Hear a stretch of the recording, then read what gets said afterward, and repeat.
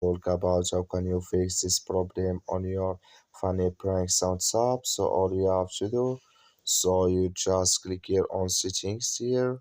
So when you click on settings, it's going to take you to this list here. It's going to show for you like this. So then you go down here, you keep going down, then you click here on apps, then come to apps list here, and here you're looking for here for funny prank sounds app, or just click here on search, then here add funny prank sounds, just click on it.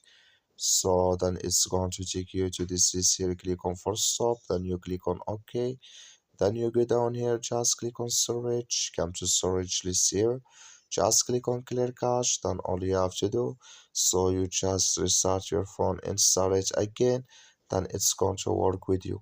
That's all you have to do. Thank you for watching. Don't forget to support us by like and subscribe.